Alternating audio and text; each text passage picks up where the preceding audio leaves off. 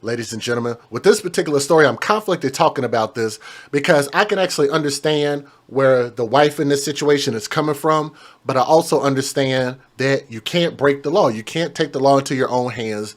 You can't do this vigilante justice, even though in our heart we understand where a person is coming from if they feel the need to take the law into their own hands in certain situations, but I highly advise against it. You could get yourself in a whole world of legal trouble, prison time. You just don't want to ruin your life and throw your life away when there are ways to handle it in the courts and you can get the laws changed to work in your favor, right? But the individual that you guys see on my screen right there, again, the story is coming out of Baltimore, Maryland. So again, y'all are taking another L because Baltimore, since I've been on YouTube, has taken a lot of stories. A lot of stories have come out of that city. Now, authorities in Washington, D.C. said have arrested a 50-year-old Maryland woman for shooting her husband, which is this lady that you see right here. Let me see if I can get a solo shot of her. No pun intended. She shot this man multiple times. The crazy thing about this story is she actually said that she didn't intend to kill this man. I'm like, wow. But check it out. The woman that you see right there on my screen is 50 years old, and she shot her husband, who is a retired Baltimore police officer, which makes this even wilder. Oh, but before I actually give you guys the details of the story, I should have already done this, so my apologies. Some of you guys might find my content controversial or offensive. The information is coming from credible sources, including court records, official police charges, and news websites. This video is going to have my commentary about the facts of this story. So the point is to use this as a cautionary tale in hopes that we can prevent tragedies like this going to children going forward. Viewer discretion is advised, and that is your official disclaimer before we really get into the details. This woman shot a retired Baltimore police officer after he had been accused of molesting 3 children who attended the daycare that his wife owns and operates. How about that? His own wife owns and operates this daycare, which makes this just crazy. Police allege that on July the 21st, Shantiri Weems, W-E-E-M-S, shot James Weems Jr. Let me see if I can get his face back up here. So he is 57 years old. Now, he looks rough in that picture right there. I'm not going to lie. But there was a better looking picture of him. Let me see if I can find it. That one right there. For him to be 50 plus, less than 60 years old, hey, I'm just saying, like, I think they wear their 50s pretty good, in my opinion. But nonetheless, 57 years old, inside their hotel room at the Mandarin Oriental Hotel. The retired policeman who was rushed to the hospital where he continues to receive treatment. Officials have not provided information on his condition. A statement from the D.C. Metropolitan Police indicates that the shooting happened shortly before 8 p.m. Now, I wonder how she found out about this. According to court documents obtained by WMAR, Shantiri and James were in a room when she confronted him about sexual abuse allegations made against him by the parents of 3 children. So the children told their parents, which that's a great thing.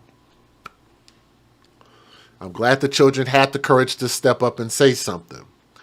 3 children who attended her Lil Kids, K-I-D-Z, Castle with the K, Daycare Center in Owings Mills. James, who retired from the force in 2005, worked at the daycare as a bus operator for the last 2 years. Things quickly escalated, WMAR reports, citing the documents and Shantiri's claims that James got up and approached her in a menacing manner. That's when she allegedly grabbed a gun from her purse and shot him. That's her story. That he was being menacing to her, and I hope y'all understand what menacing is. If some of y'all don't know what menacing is, I actually learned this from Court TV. I don't remember which show it was or which judge show it was. But I remember when they talked about menacing, this is actually something that you can get in trouble for. And the last time I checked, it's only something men can get in trouble for. Menacing. You know what menacing is? Looking at a person in a threatening tone. Let me say that again. Looking at a person in a threatening tone, otherwise known as menacing. Looking. But I digress. The reason that I say that is because I don't know if they're actually going to say it in this article, and I'm getting this article from people.com, so thank you for the article. But I think she initially said that, well, let's just get there. Let's get there. WMAR reports 2 guns were recovered from the hotel room, along with a notebook allegedly detailing Shantiri's plans to shoot James. Hashtag premeditated.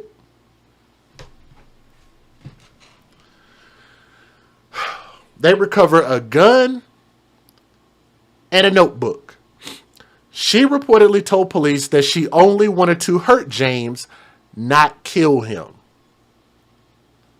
So that doesn't sound like he was menacing her, quote unquote, and she reacted because of that. It sounds like she had a plan to hurt him prior, which is premeditated. Shantiri has been charged with a single count of assault with the intent to kill, which she's yet to enter a plea. She is due on court on Friday, and this article came out at the end of July, almost the beginning of August, so about 4 weeks ago. Now, according to the Baltimore County Police, a warrant was issued Wednesday for James's arrest after allegations surfaced that James sexually abused at least 3 children while working at the daycare facility located in Owings Mills, which is spelled Owingmills. So if I pronounced that wrong, sorry. A statement alleges Baltimore County detectives first started investigating James earlier this month after they were notified of the abuse. James faces multiple charges, the statement confirms. When he is discharged from the hospital, he will be extradited to Baltimore County for his arraignment, and it's unclear if he has an attorney or anybody who can speak on his behalf. Baltimore County detectives continue to work closely with detectives from the Metropolitan Police Department, as well as members of the Baltimore County State's Attorney's Office. That is a long title. The Maryland Department of Education and the Maryland Department of Human Services, Child Protective Services, the statement says, adding that information can be called into the police at 410-307-2020, hashtag see something, say something. It's unclear Thursday if Shantiri, who has been held with no bond, has an attorney. Here's what I want to ask you guys, and here's what we have to really dig into this conversation. Let's just assume that these allegations are correct. Let's assume that the children did talk to their parents. The parents brought this to the attention of the daycare owner. Then they brought it to the attention of the police. Let's say it went that way. If that's the case, and if you believe that these allegations are true, or maybe she even has some concrete evidence, does that make it right for this woman to write out a plan and attack this man? To shoot this man, otherwise known as her husband. Now, we, being the advocates for children, yes, we want to protect children. Yes, we want to set an example. Yes, we want people to be held accountable for the things they do wrong to kids, and we want them to be judged in the harshest way possible. But again, what evidence is actually there? Was it enough evidence to say definitively, yes, he did this? Do you know this for an absolute fact? Matter of fact, here's what you got going on.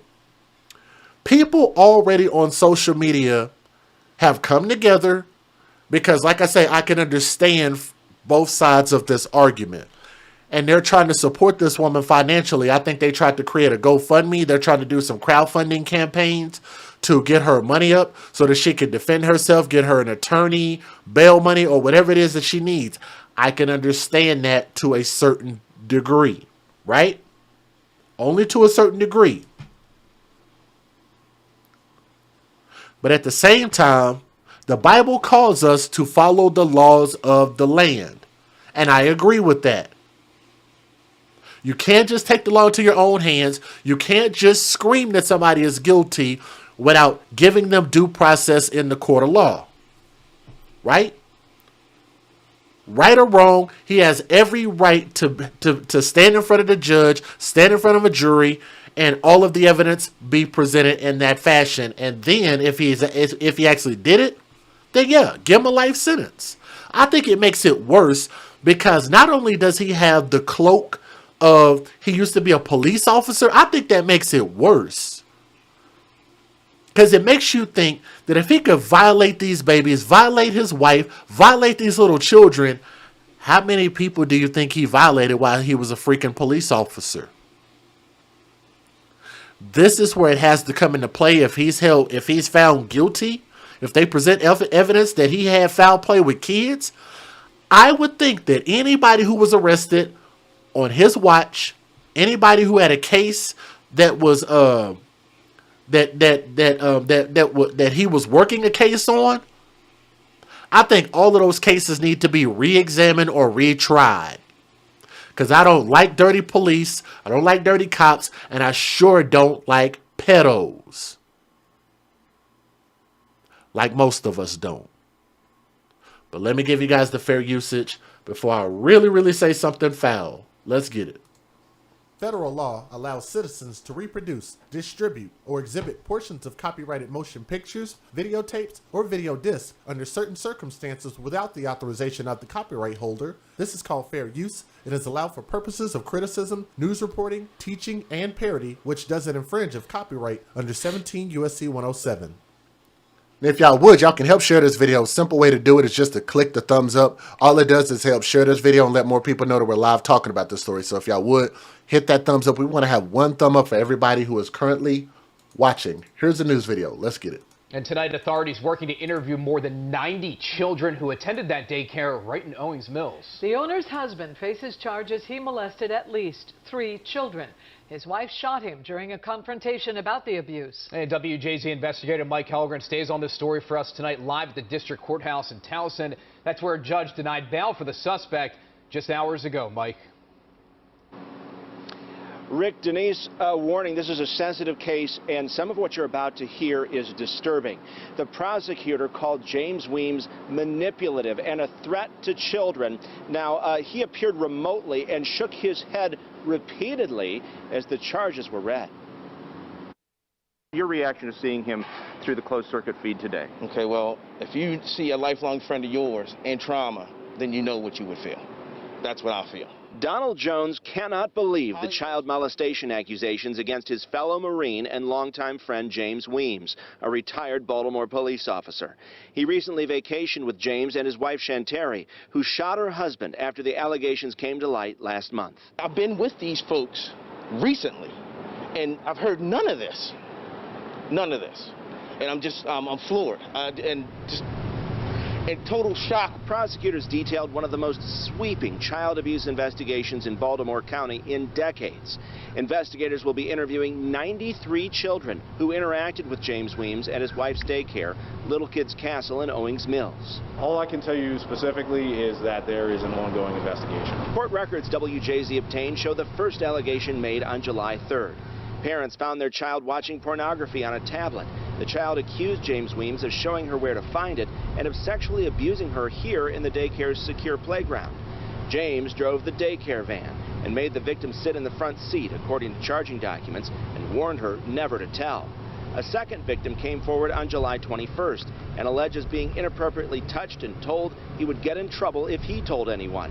A third victim, who also sat in the front of the van, alleges Weems touched her and exposed himself. An attorney for Weems' wife says when one of the parents revealed the abuse, she confronted her husband in a Washington, D.C. hotel. The argument turned heated, and she claims she shot him in self-defense.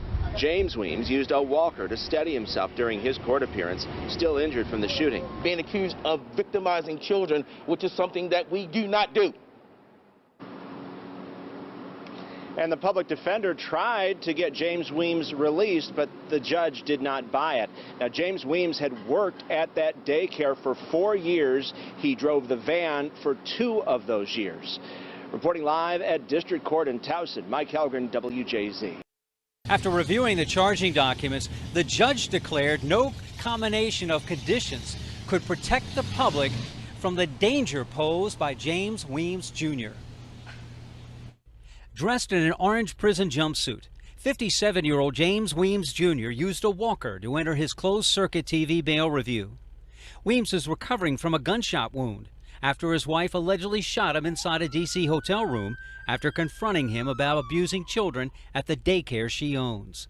He sat with his head in his hands, sighing loudly as the prosecution discussed the case against him. These are very, very serious offenses. Is why we were asking that Mr. Weems be held without bail. Weems is charged with sexually abusing 3 children at the Kids Castle Daycare in Owings Mills. The victims are a 12-year-old girl, a 10-year-old girl, and a 7-year-old boy. Investigators say Weems asked the girls to take explicit photos of themselves. He's accused of showing porn to one victim and teaching her where to find it on the internet. The girls told police they sat near Mr. James on the bus to be his door openers. The victims explained the incidents took place on the bus and at a playground on daycare property. We believe that Mr. Weems was a risk to public safety, a risk to the children that were named in the complaint, as well as others. According to police charging documents, a 10-year-old girl told authorities Mr. James, the owner's husband, touched her in a very inappropriate way 2 times. She explained that Mr. James was the only person who was nice to her, and he gave her snacks. She said Mr. James told her not to tell anybody. The 7-year-old boy told authorities a male employee said he would get into trouble if he told anyone who touched him. I don't know. Donald Jones says he's a lifelong friend of Weems and that he's shocked by the allegations. Highly emotional situation. I'm here to support him, and I just don't believe that any of this, that he's capable of committing any of this stuff. This is an ongoing investigation. Police believe there may be more victims. They plan to interview 93 children who were there at the same time that Weems was employed. Now, court papers indicate he worked there 4 years and spent the past 2 years as a van driver there. Man, 93 children. Please let me know y'all heard that. They're going to interview 93 children. 93. Do y'all believe he's guilty? Look, I'm going to tell y'all, when marriages have issues, there is a lot of crazy things that come up. How many of y'all have ever watched something like, the Steve Wilkos show? You remember that show? Now, I don't know whether that show was real or not, whether those people that came on there were paid actors or not. But I do remember that there have been people that have come on there and accused their significant other that they were dealing with. This man did such and such to my kids, and then come to find out through the lie detector test that this individual that was accusing that person, usually the mother accusing the man, come to find out that she coached the kid to say this stuff against him because she had an issue, or she had a problem, or he tried to break up with her, or he was out cheating on her, or something like that. I want y'all to remember, she wrote out a plan to shoot him. I'm assuming if she shot him, here's the cold part about it. She says she only shot him to hurt him. But anybody who knows anything about guns is if you pull your weapon, you better plan to kill that person. If you pull your weapon and fire upon someone, then your intention was to kill them, not to hurt them. Your intent for their life was death. Do we agree? That's not an accident. The gun is a tool. It's an inanimate object until an individual picks it up and makes a choice to do something with it. And the fact that she had a plan written out, it makes you wonder if she had more of a plan outside of that. I'm just throwing it out there because one would have to ask, look at this logically. He was a police officer up until 2005. I'm assuming that he had a reputable character. I'm pretty sure that he had people that could vouch for his character. Right? I don't think you worked that long as a police officer and you're just the dirtiest, nastiest. Well, I mean, I know it happens, though. That's the crazy part. But I'm just assuming that most police officers are going to abide by the law. I know you got some bad ones out there, but I'm going to assume that most officers who sign up to enforce the law are going to abide by the law that they're trying to enforce. Right? Now, I don't know if he has any military experience, but I know his friend that came over here and spoke. You'll hear from him again in just a second. But I think he's associated with the military, and he's speaking on his friend's behalf, and he's saying, like, this is nowhere in his character. And I don't think that that man would have stepped out there like that unless he truly believed that his friend was innocent and he might be being set up. And shout out to Kurt Dog. I got to say this. Here's the caveat. You ready for the caveat? I don't believe that children would lie. Children have to be incentivized to lie.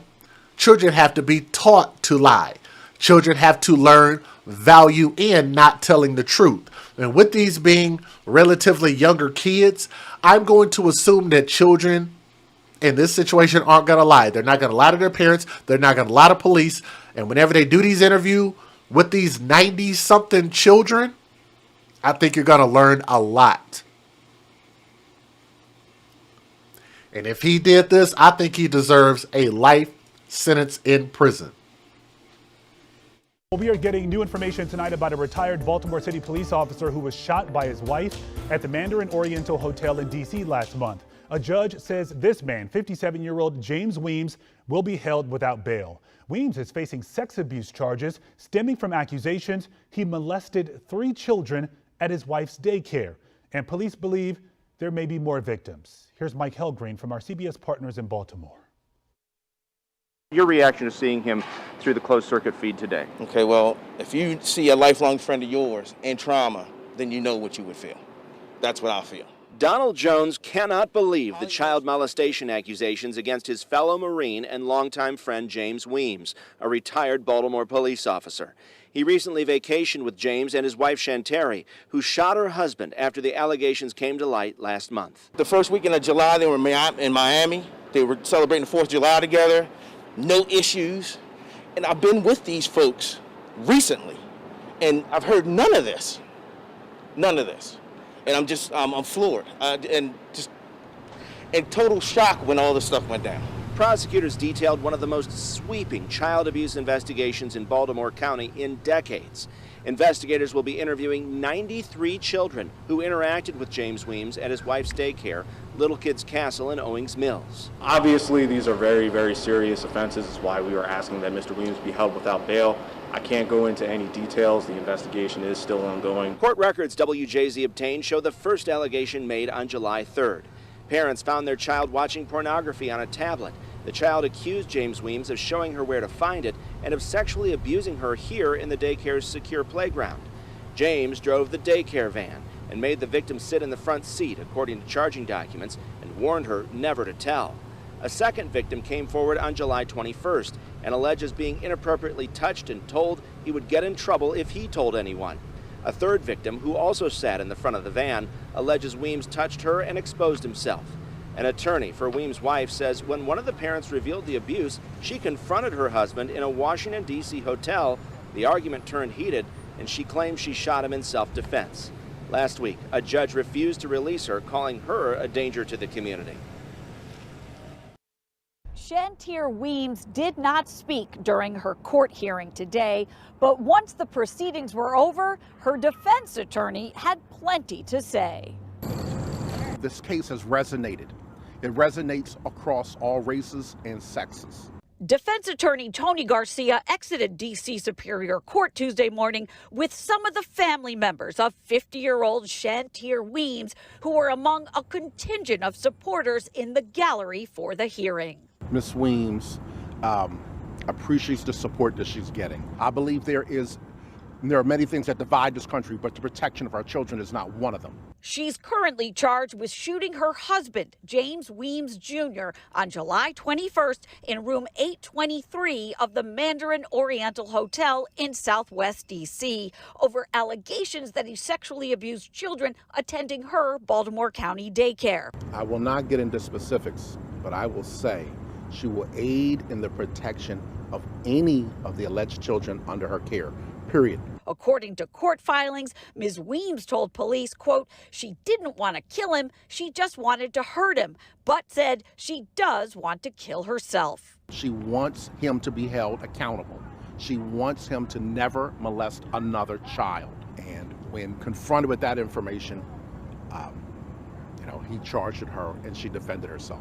Weems will be indicted, likely before Halloween, according to Garcia. They're still interviewing witnesses. He says, we're still in the discovery process, and says he's also anticipating delivery of DNA evidence. Shantir Weems remains behind bars tonight. She's being held at the D.C. jail on a no bond status.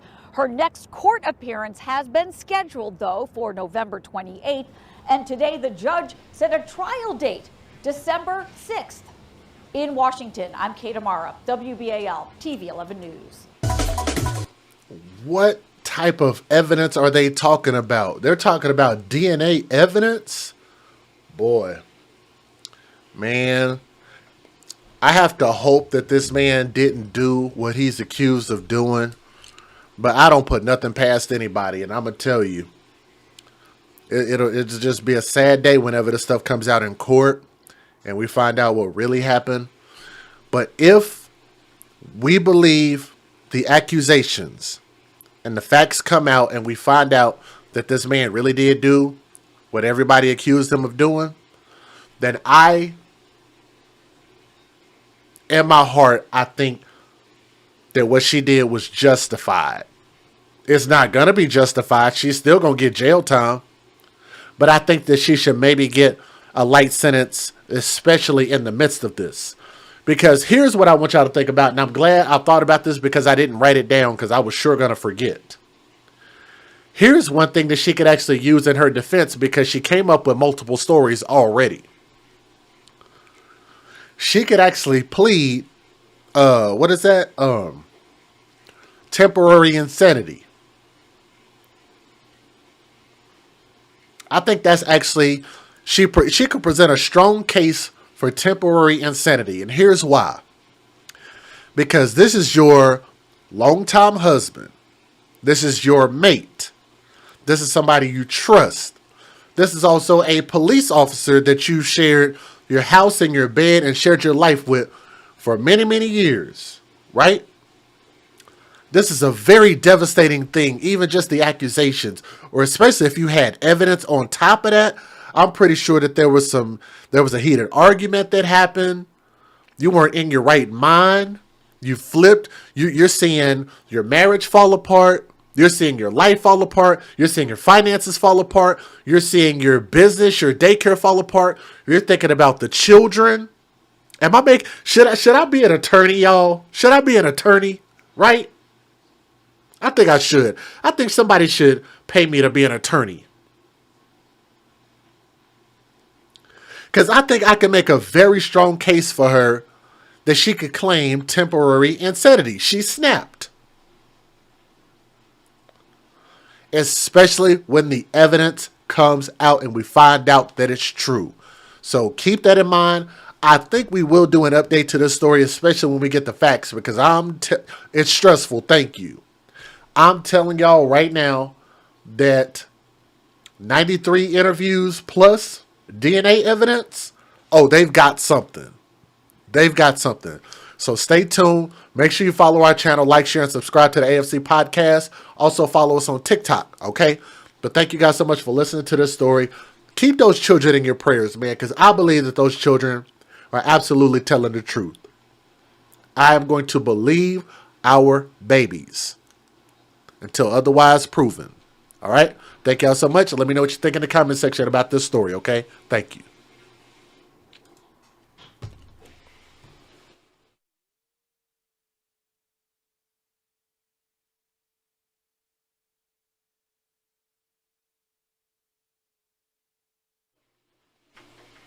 All right, you guys got to bear with me. I've got a little bit of a runny nose, but I didn't want to skip doing this live stream tonight, so I'm going to try to power through it, so y'all bear with me. I've got a big old towel here to just try to keep my nose dry, so y'all bear with your boy. I don't think I'm sick, but we're going to keep pushing, though. And I did talk about the GoFundMe, so I actually addressed that earlier, so if you didn't catch that, they were putting together crowdfunding to try to pay for her legal fees or bail money. So if y'all didn't catch that, they already were trying to put together legal fees for her because the public believes that she was justified. Let me see if I can show you. I think I have a screenshot of it. That is wife shoots husband. Okay, yep, right here. So I showed it on the screen, but let me make it bigger so y'all can see it. Look at that. $200,000. I definitely didn't talk about the amount. So we can do it now. We're still live. They're asking for $200,000. She's already gotten at least $3,000 as of the moment that I pulled that screenshot. But I think they actually removed that GoFundMe, if I'm not mistaken. I think they actually knocked it down. And I think they tried to open up another crowdfunding because I went to her Facebook page. But like I said, we'll follow up on that at a later point.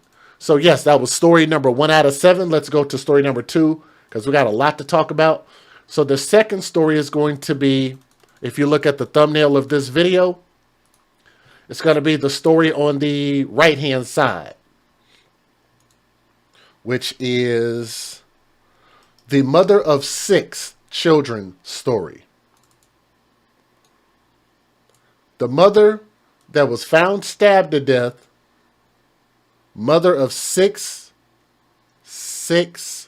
humans.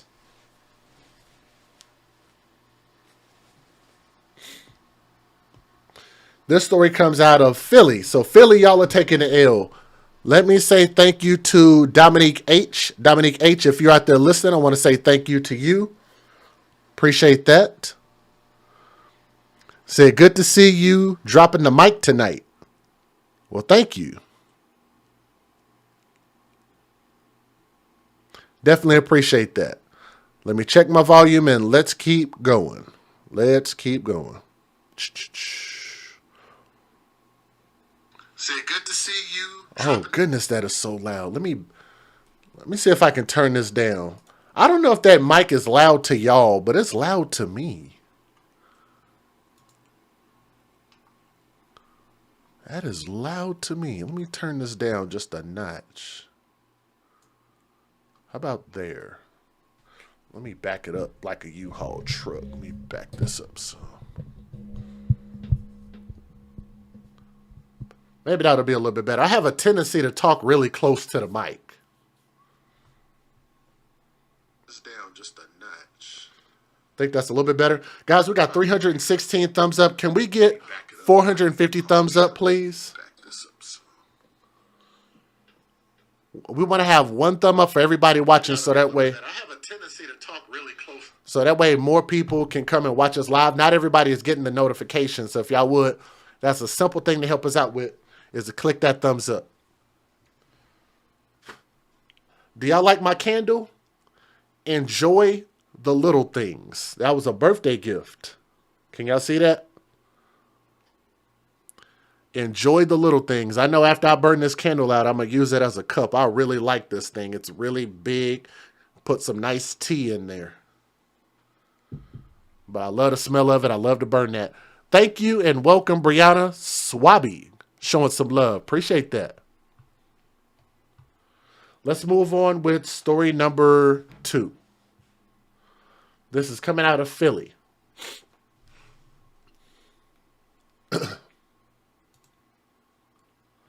Ladies and gentlemen, I want to see how quickly you guys can do this.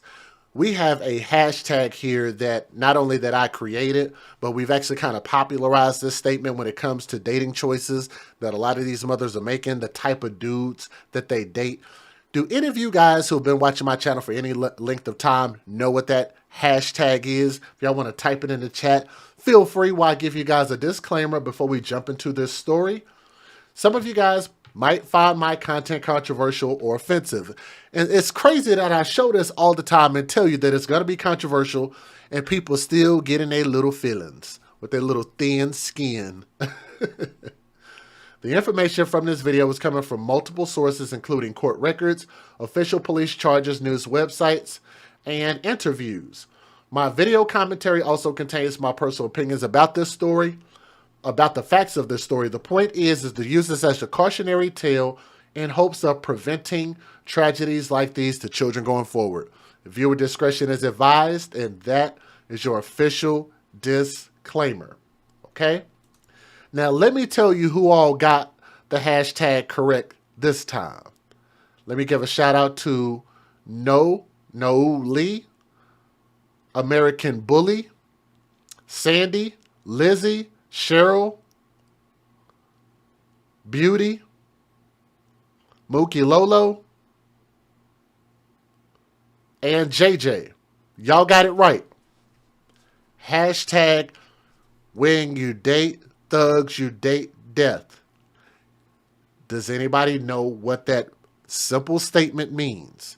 I'm not saying that everybody who is rough around the edges presents a danger to you or your children. I'm not saying that. I'm not saying anybody who's ever been in a gang, anybody who's ever been arrested or been to jail, been to prison. I'm not saying they're all bad people, just throw them out the window. I'm not saying that. Because a lot of people who have done bad things have turned their lives around and done great. I know some people personally that have. But at the same time, I think judgment is important. I think it is imperative that we are much more careful about not only who we procreate with, but who we bring our children around. This story comes out of Philly. Philly, y'all taking the L today. Yet again, Philly, come to the front of the congregation. We got to talk about this. A Philadelphia man is accused of stabbing a mother of 6 children who previously obtained an order of protection against him, according to authorities. And I'm getting this information today from Oxygen.com, so thank you for the article. Raymond Thompson, who's 34 years old. Let me see if I can get Mr. Raymond Thompson's face up on the screen. Right here, I want y'all to look at this little sad puppy dog eye face looking little boy right here. Because you would think that if you were a grown man, you would understand that when you walk into a situation with a woman that has kids, and I'm assuming not all of these kids are his. I'm going to assume. I don't know that. But a lot of children, 6 children at that, statistics tell us that this woman probably had more than one father of all of these kids. But I don't know that for a fact, and I don't want to disparage her by putting out false information. I don't know that. I'm just saying statistics say that these kids probably got more than one dad. It's probably not one dad to all 6 of these kids. That's all I'm saying. But he's 34 years old and was taken into custody Saturday morning, less than an hour after the body of Ashley Lockhart, who was the mother, this woman right here, who's 34 years old with 6 kids.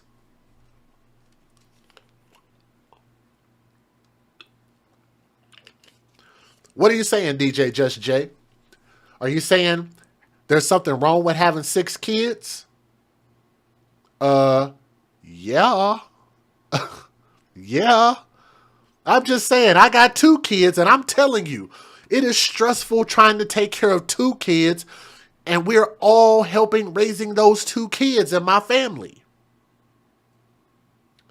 It is a difficult thing to raise multiple children. Let alone 3, let alone 4, let alone 5, let alone 6.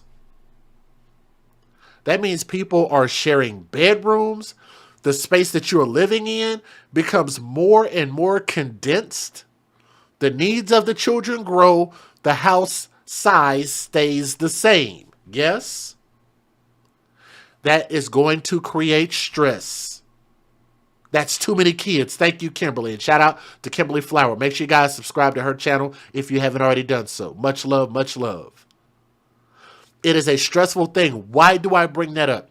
Because I think that even in a marriage, which I don't believe that they were married, but even in a marriage, it is very difficult for a mother and father, a husband and wife, to stay on the same page, raise a bunch of kids under one roof, and still keep their emotions in check. It is a difficult task to ask of someone. Let alone when you don't have that social construct called marriage, and you just out here just plugging away. You find a girl you like, and you sticking dick to her, unprotected, no condoms, no contraceptives, and making babies out here, sir. Huh? To the ladies. These ladies are finding these dudes. Ooh, girl, he cute, girl. I'm going to get me some of that. I'm going to make him my baby daddy. Right? Go get with this man because she think they can make some cute babies together. Think he cute, like his game. He rough around the edges, got a criminal history. Oh, she love that shit. Right? She love that. And then they take these pictures. Let me put this picture up on the screen because I know a lot of women out there because I see y'all do it on Facebook all the damn time. So I don't want to hear nothing. I don't want to hear nothing for the rest of this damn year. Where's this picture at? Let me get this up on the screen. And I'm talking to the urban black community tonight. How many of my sisters out there that share my skin color, my sisters, right? If you saw this picture posted on Facebook, you would look at that and say, oh, that's a cute family. They all got on the same pants, the same shirt, everybody matching. They look like a happy, cute family, y'all. I wish I could have that, y'all. I wish I could have that. I wish I could find me a man that'll be around me and my kids like that. We can make some kids together, y'all. That's so cute. They all got the latest J's on, and oh, their hair is so cute. They got the nails done, y'all. Do I have any sisters in the chat or any brothers in the chat can tell y'all I'm not lying? Every time you open up Facebook, there's somebody out there with a ton of kids that'll give this 2,000-3,000 likes. When I post a picture of me and my daughter, oh, we might get maybe 20-30 likes. But if I had 9, 10, 11 kids and standing there taking a picture with some woman's children with all her babies, and we all got on Jordans and jeans and dollar store t-shirts, and we all matching, then we get 2,000-3,000 likes on there. Somebody tell me if I'm lying. Post it in the chat.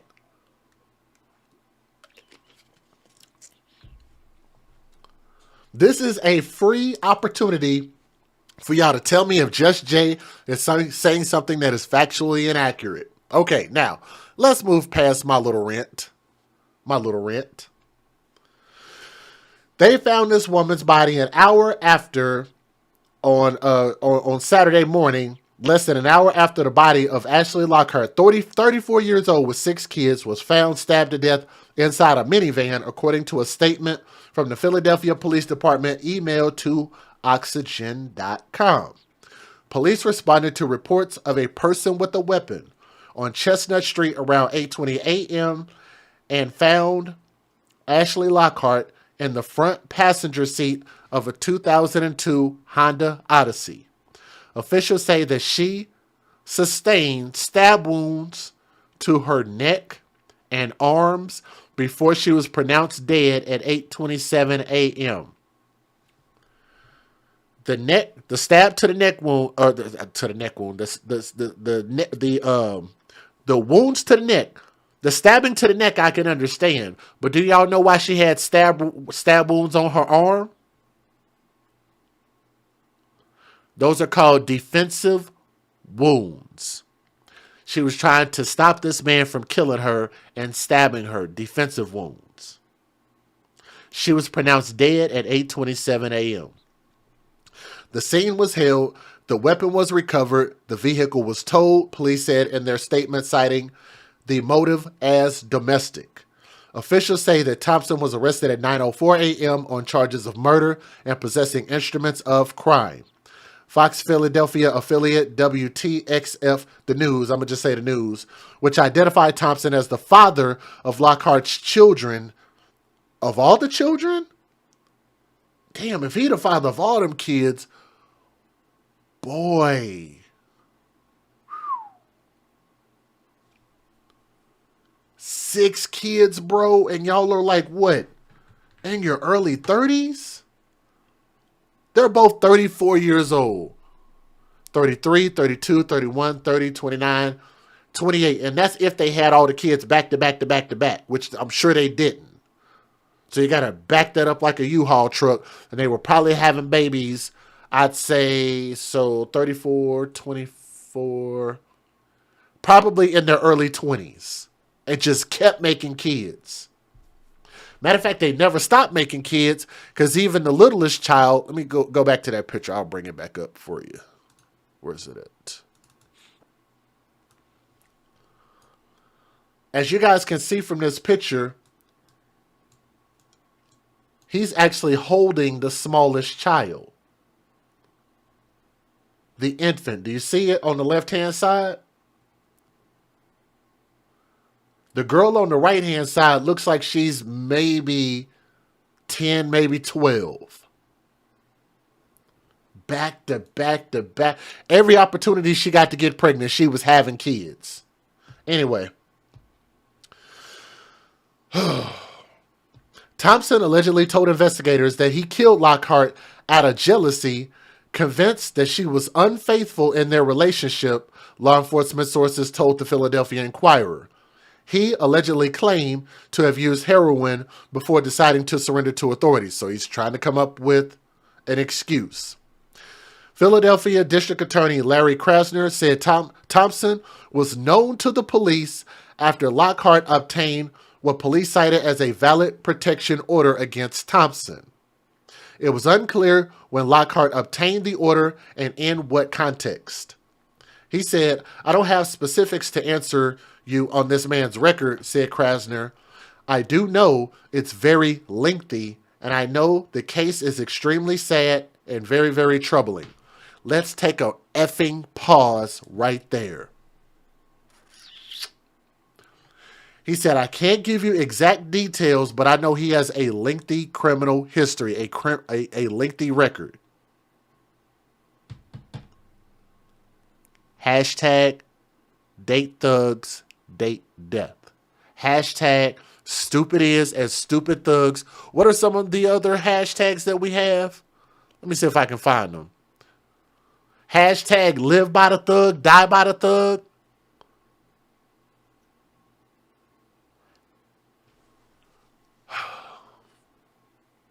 How long have I been preaching this message and people still aren't listening? Women who are in these situations have an opportunity, a clear opportunity every day to share these videos. They always sharing some crazy funny stuff from TikTok, something funny. They're always sharing quotes on Facebook and Instagram. Why won't they share information that could save their lives and tell their friends, look, girl, you probably don't want to be dating the way that you're dating. You probably don't want to date some dude that has a lengthy criminal history, right? You might not want to take your kids to the thug zoo.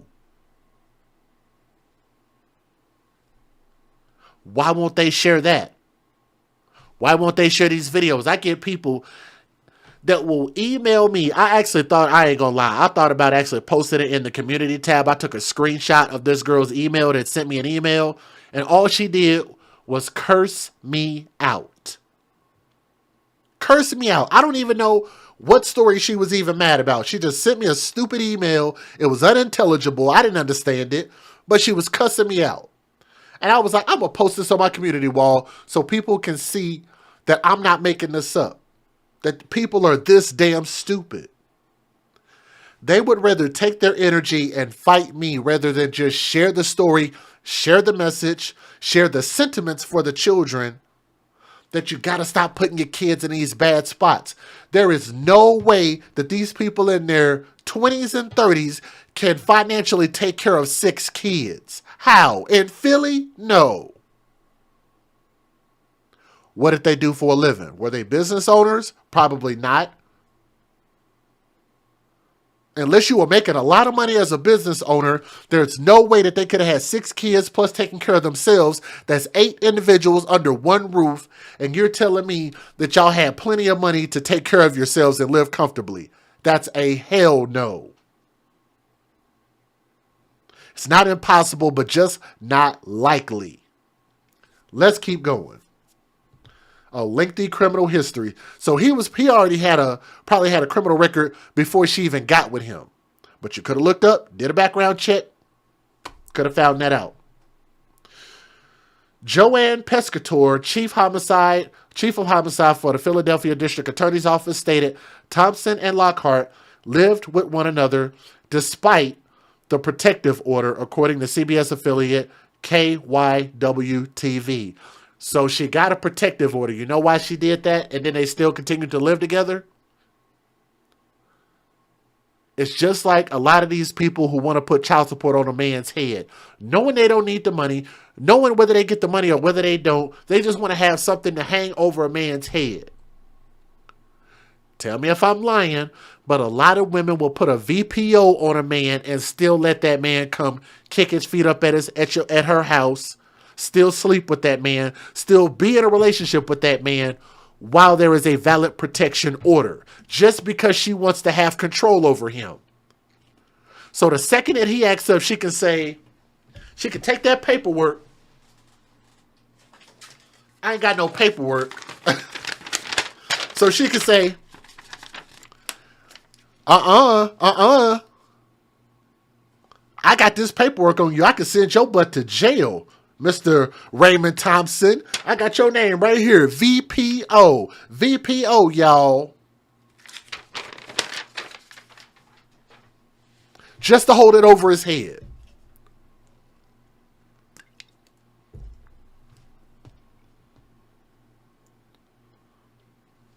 Thompson's crimes reportedly date back to 2005. So that is 17 years ago. It dates back to 2005, including an arrest for aggravated assault per CBS affiliate. So that means this was before she had any kids with him. Kim said, I wouldn't want to be a single mom with 6 kids. That's insane. Aggravated assault in 2005. The Inquirer reported Thompson was also sentenced to between 6 and 23 months in prison in 2018 after attempting to escape officers arresting him on a drug violation.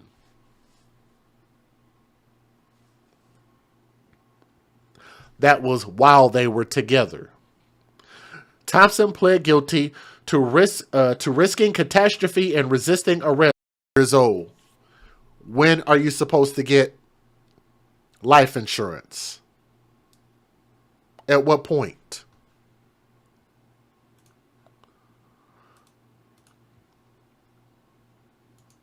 I can see it dropping out. Let me check my connection speed real quick. I think it just glitched just for a second. I think we should be okay.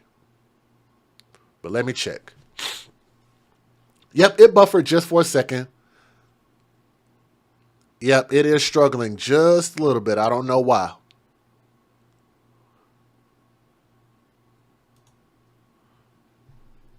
So yeah, we might be having a connection issue, but if it falls out, if it completely stops, then I'll upload the video as a separate video. So we should be okay. Let's keep going though. Just refresh. Let's keep going.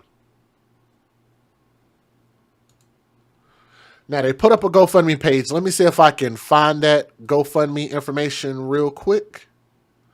Yep, right here. So, they put up a GoFundMe page, and they're asking for $30,000.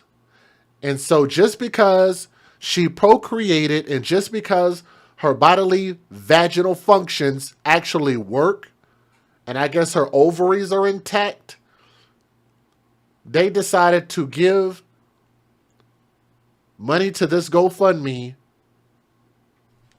in the amount of $79,000, almost $80,000, because she had 6 children.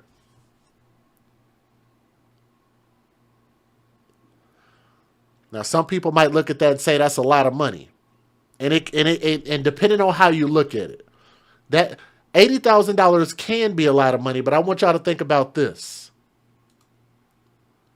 $80,000 might be a lot if you were trying to give that money to whoever is going to take care of one child and raise that child for the next 10 years until they're grown.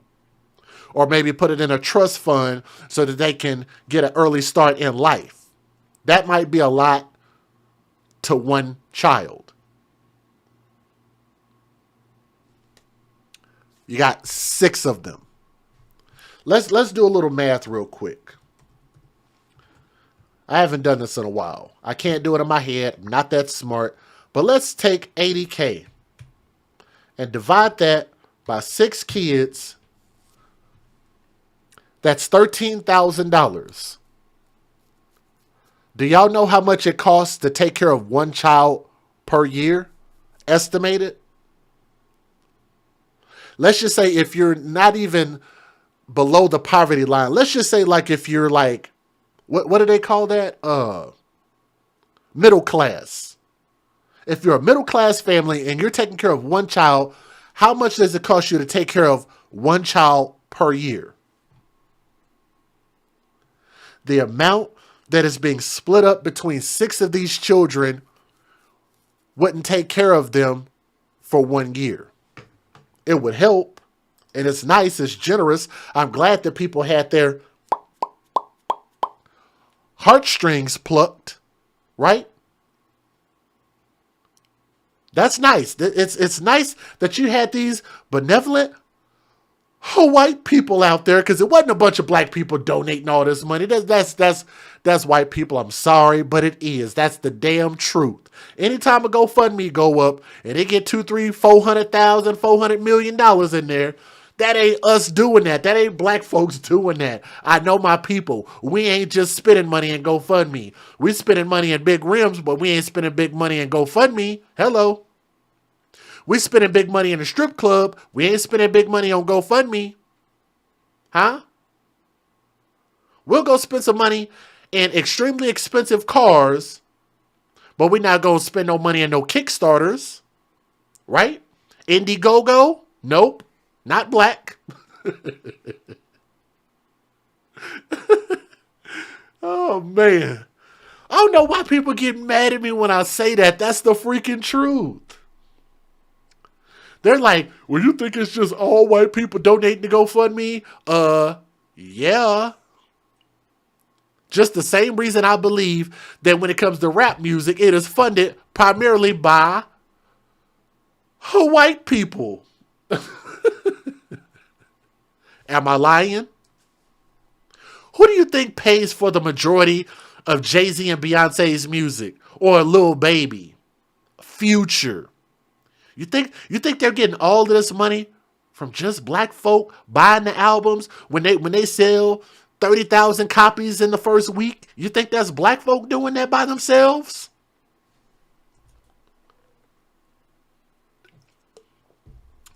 Black people, we set the trends. We just don't fund them. Hello. Ooh. I need y'all to bookmark that I said that. I want y'all to give me credit for saying that. Black people, we set the trends. We just don't fund them. Bookmark that. This date, this time. That came from DJ Just Jay off the dome. Let's keep talking about this illustrious story of this thug love story. They said that Ashley was an amazing mother, dedicated working mother, and devoted mother. That's kind of redundant, ain't it? But how much working was she doing with 6 kids? Let me just look.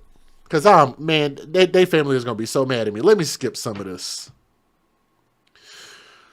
Relatives gathered Monday night to memorialize Lockhart by releasing green and white balloons. I told y'all better stop with these balloon releases. It's about to be against the law in most states. They release balloons into the sky, into the atmosphere, and then it's going to go into the lake. Then it's going to go into people's trees and people's yard, and animals are going to eat it, and animals are going to die. So good job, people. Attendees asked reporters not to film the ceremony out of respect for the victims' daughters. Thompson is expected to appear in court later this week. Let me give you guys the fair usage. I know I have said a lot. Let's get it. Federal law allows citizens to reproduce, distribute, or exhibit portions of copyrighted motion pictures, videotapes, or video discs under certain circumstances without the authorization of the copyright holder. This is called fair use. It is allowed for purposes of criticism, news reporting, teaching, and parody, which doesn't infringe of copyright under 17 U.S.C. 107. Man, I already know a lot of people ain't going to understand where I'm coming from, but I just hope you listen with an open mind and keep the children first and think about what I'm saying. We are not putting our children in the best position to win. But if y'all would, do me a favor and click that thumbs up. It'll share this video so more people can see it, so this story can get heard, and maybe we can do some real justice together with these kids. All right, here we go. Let's get it. For other women. And when I say she was loyal. A beloved mother attacked and murdered inside a minivan, investigators say by her own boyfriend. Tonight we're learning more about the victim and what led up to this tragedy. Fox 29's Ellen Kaloje reports. That mother of 6 children was brutally stabbed in front of this grocery store in broad daylight on Saturday. And now the father of her children is charged with murder, and her family hopes that her death serves as a wake-up call for other women. And when I say she was loyal to this man, very loyal, diehard loyal, do anything for him. And I mean, it just got engaged recently. And so for this to happen, it's not shocking, but it's tragic. Ashley Lockhart died Saturday after police say she was brutally stabbed multiple times in this minivan by her boyfriend, Raymond Thompson. This surveillance video, obtained by Fox 29, shows Thompson just minutes before the attack. The DA's office confirms that Thompson was well known to police and that Ashley had filed a protection from abuse order against him. But despite the PFA, they were still living together.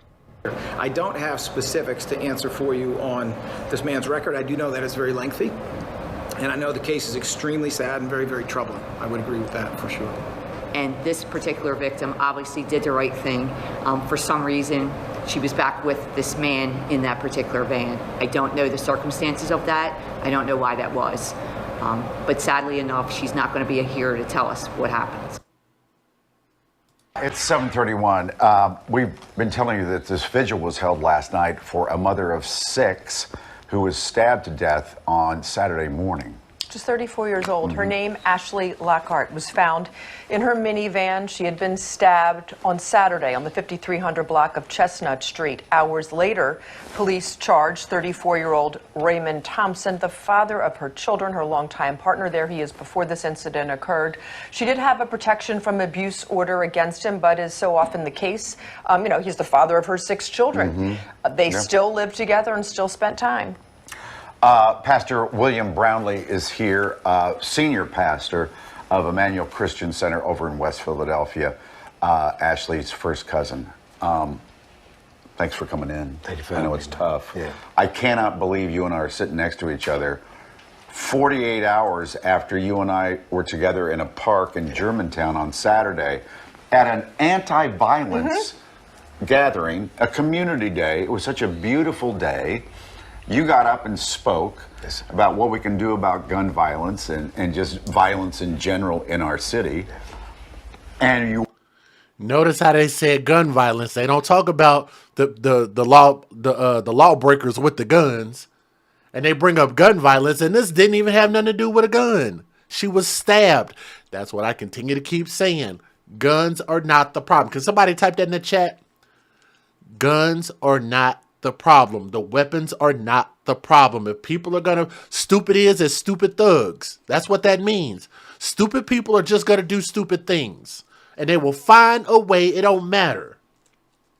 They'll use their bare hands to do violence to people. They're just bad decision makers. They're bringing up gun violence, but she was stabbed though. Stage and get a call, right? Yes, sir. And what were you told? That my cousin was murdered. He was found murdered in a van, which was very tragic to me. And I was shocked. I'm like, wait, what? Not my cousin, not Ashley, because her knowing that she's loved by everyone, it was a very tragic news. You know, she loved everybody. I mean, she loved Raymond. She loved him profoundly. She loved the man who killed her? You know, Mike, oftentimes love says, I love you, even if you don't have the capacity to love me back. So she was in unconditional love. And one thing about her, she fought for him. And she was the one who loved her children. I'm talking from my experience of Ashley. I don't mean to cut this brother off, but that unconditional love should start with who first? It should start with loving yourself. Self-love should be the most important person that you love. Love yourself first. Because if you don't love yourself, and you don't put yourself as a priority, you can't go loving somebody else. Let alone a man, ladies. Let alone kids. And you should have been thinking about, I need to make sure that if I'm going to have unprotected sex and produce children, that I need to make sure that I love these children enough to put them in the best position. We don't all do that. I'm telling you guys, when I point the finger out there, I'm pointing the finger back at myself because I didn't live by that 15 years ago. Hello? I think that the best people to teach are the ones who screw up, who did not do it right. Like myself. We should be the ones teaching that to the world and say that the way that we did it was not right, especially in this situation. Having 6 kids, you didn't love yourself and you didn't love your kids. You didn't love him. You didn't love anybody. Not enough to put yourself in a better position than what you put yourselves in. To have a VPO on a man and still let him come by the house, you clearly felt threatened enough. Like, why would you do that? And have that over his head? Like, it's like you don't understand. It's like continuously like holding a piece of meat over that thug lion's head. He's going to snap. That's what he does. That is the thug lion's nature. And one of my first members of Emmanuel Christian Center. I mean, Pastor, can you pray for me and the kids in Raymond? Can you pray for us? Praying for them constantly. But when love is not reciprocated, Mike, that's when it becomes dangerous. He was on drugs. Yeah, powerful drugs. Mental issues and drug abuse. So these things is what is prevalent in our community. And if we don't deal with this root, it'll continue to spread. So let's just look at those beautiful little girls because it's just heartbreaking because you think like what happens to these children? They're all under the age, 6 of them under the age of 10, 8. Oh, it's a 10? Yes, there's a 10, all the way down to 5 months. And you look at these beautiful faces and these girls with like all of this beautiful potential and they can do anything, but now their mom is dead and their dad will be in jail. And now what happens? It's like our hearts break for them. Yeah, my desire is that the city of Philadelphia really helps them stay together with the family. Because, you know, growing up, me and my cousins were all split because of the death of our family. All of our aunts and uncles and my mom died. My grandmother's children died in age order. And so with us being split like that, it caused a lot of division. And we've all grown up separately, different ways. And so it was hard to stay intact, stay in touch. So my desire, my prayer is that the city helps us fight to kill this generational curse of division. And that they stay together. Because I understand we're all mad at Raymond, but he's still the father, the living parent that these kids have to grow up to one day face and say, where's my father? So my prayer is that there's no retaliation. There's reconciliation. That forgiveness still happens because there's something called a generational retaliation. That if we continue to retaliate, it's going, then their children are going to start, you know, being retaliated against. And we got to stop it at the root. So my prayer is that we all fight together. And the one thing that they won't say is us having babies with thugs needs to stop. I want y'all to tell me, and this is a brother. This brother looks like he's about my age. Maybe he's a little bit younger than me. Because I'm getting up there in age. I want you to tell me when you hear him, listen to him. Tell me when he gives you a real solution. We need to come together, stick together, and have unconditional forgiveness. Generational retaliation. I don't know what the fuck. Excuse my language. Let me not say that. I don't know what the hell he talking about. Generational retaliation? What? I've heard of generational poverty. I've heard of generational government assistance. I've heard of that. It sounds good, and this is why I always tell my ladies, like I've always been real good at talking with the ladies and always trying to share love and share game with them. That's nothing but talk. That's game. That's essentially what it is. It's dressed up. It looks nice. He's a handsome looking brother, handsome looking young brother with a beautiful little girl that you just saw on the screen. That doesn't make him a bad person, but what I'm saying is that the message is just not doing anything. That's not, you can't do anything with that. But when I tell you, if a person has a lengthy criminal history, don't produce kids by that person, that is something you can do something with. If I tell you don't have more children than what you can financially take care of, you can actually do something with that. When I tell you we need to be more careful about having unprotected sex, especially with these STDs running rampant around here, everybody's sleeping with everybody, that is something you can do something with. But just saying cute words, generational retaliation, and we need to all love each other, and they're going to have to face their father one day. What does that even mean? She chose this. Huh? She made a bad choice. She made her bed with a thug and laid in it. And it came back to bite her in the neck and the arms. And it cost her her life. And now it caused these children to not have a mother or a father. Now tell me I don't present real solutions. Somebody talk to me, please. The system helped us keep the kids together with the family. How do you keep your faith going? Constant prayer and lowering my expectations. How so? What do you mean by that? Because oftentimes we expect highly of people and things versus expecting highly in God. And so the more I lower my expectations in people and rely on God, when people do what they do, flaws and all, I'm accepting of it.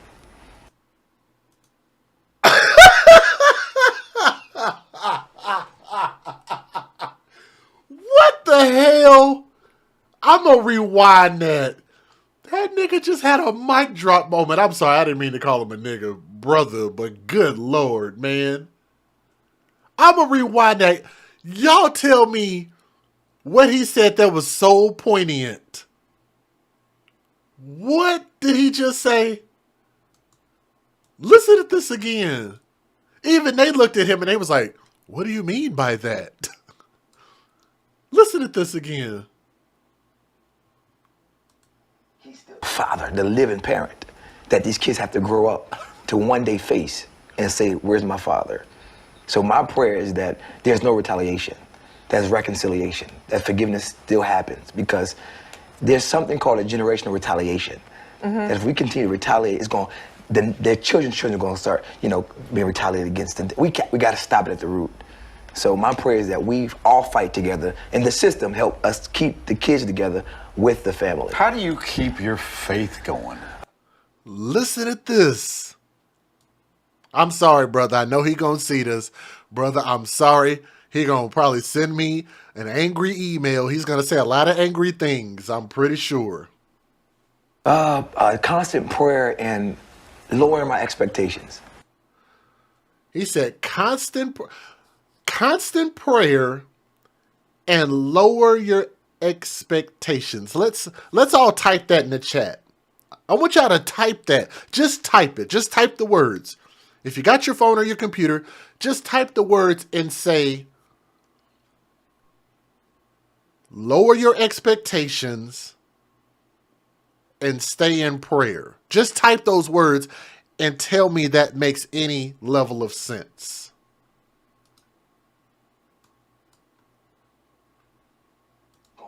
And their children are going to start, being retaliated against. And we got to stop it at the root. So my prayer is that we all fight together, and the system help us keep the kids together with the family. How do you keep your faith going? Constant prayer and lowering my expectations. Constant prayer and lower your expectations. Let me take a note of that. Constant prayer. Lower my expectations. Got it. Got it. How so? What do you mean by that? Because oftentimes we look at that. They're looking at him like, what the hell are you talking about? Expect highly of people and things versus expecting highly in God. And so the more I lower my expectations in people and rely on God, when people do what they do, flaws and all, I'm accepting of it. When people do what they do, flaws and all, I can accept it. Because I have low Some of y'all watched this interview and y'all was like, oh, that made a lot of sense. I feel where he's talking about. Until you have somebody actually point out and tell you, no, that made no freaking sense at all. And he just, look at him, he's smiling like he just had a mic drop moment. See, it's the difference between acceptance and expectation. I learned how to accept what comes and expect less or what I desire from people. So my prayer and faith is in God. That's how I keep my faith, Mike. I've learned to accept less than the best of people. So he sounds like one of those people that says, I don't believe in judging people. I'm expecting for people to be horrible people, so I don't judge them, and I'm not going to castigate them for doing fucked up things. Isn't that what that sounds like? Do I need to just skip the rest of this interview? It's like two more minutes left. Yeah. It's also such a cautionary tale because there's so many women that are in that same circumstance. You love your abuser, and it's very complicated, and love is very complicated. And sometimes, if they really love you, they shouldn't also hurt you. But there's many different layers there that's going on. Maybe they're to keep the family stable or whatever the situation is, and it can be so hard to get out. What would you want other women to hear that are in this situation that know this is like, what do you want to tell them? To see the signs. To see the signs, and I think that. And what we have at our church is domestic violence abuse ministries. We have to be able to bring awareness to these signs. And I think that we suffer for the lack of knowledge. If we don't, as a community, bring these signs, then guess what? We'll stay with expectation. Well, he had a lot of signs. Yes. Wasn't he 26 prior arrests? 26. Can y'all type that in the chat for me? I want to make sure that y'all heard that. 26 prior arrest. 26. Keep in mind, he's 34 years old. 26 prior arrests. And I'm assuming that's not counting what he's arrested for now. Sometimes someone's a bad guy, but you still love him. I mean, women, a lot of people love bad guys, dangerous, this, that. It's like it's really complicated. And it's not like she did not try to get out of it because the PFA was there. Right. And my thing is, the city has to come up with a plan to have some funding just for PFAs. In other words, have people on call. What? So that we need to put money into telling women that if you date a thug, he might whoop your ass. That needs to be funded. So let's think about this for a minute. Let's think about this for a minute. We got a lot of people in the building right now. We got a couple people in here. If y'all would hit that thumbs up for me. Tell me if I'm looking at this wrong. We won't, and especially in these urban schools, they get really low test scores. The worst schools in America don't have current textbooks. They've got raggedy chairs, raggedy desks. The bathrooms smell like piss. They won't cut the grass. They've got rundown schools. We won't fund that. But we need to come together and put together a fund so that women can have resources so people can tell them not to date jackasses.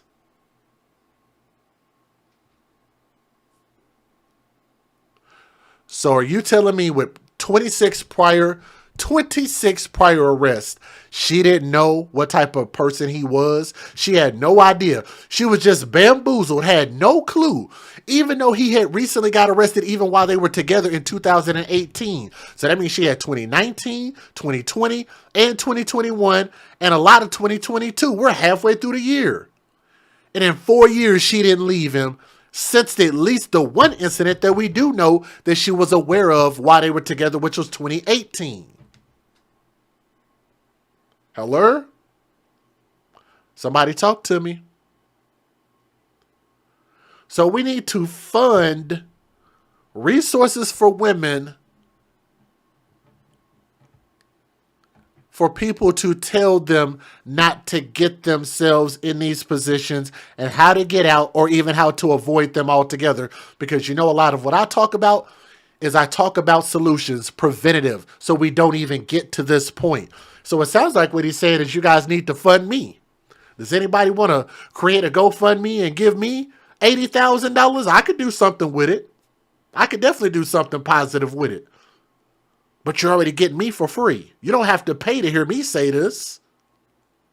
But they don't want to share this resource. They don't want to listen to this resource. This resource that don't cost them anything. The person who's telling them, thug zoo, you date thugs, you date death, live by the thug, die by the thug. But they don't want to hear that. And I've been speaking that message for 4 years, and they don't want to hear that for free. Let me just skip this. This is pissing me off. Scene in front of a West Philadelphia grocery store, a deadly stabbing in the middle of the morning. The victim stabbed repeatedly, including once in the face. And tonight, a person of interest is in police custody. Our Ellen Cologe has the very latest for us. A gruesome crime in front of a grocery store in broad daylight leaves neighbors shocked and saddened that anyone could care so little about human life. That's very scary, very. I'm scared for everybody. I'm scared for our children. I just think that was pure hate, whatever happened. Disbelief over what happened here at 54th and Chestnut in broad daylight. Police say a man repeatedly stabbed a woman in this gold minivan just after 8 o'clock this morning. She has a current PFA against the boyfriend, and now she's deceased.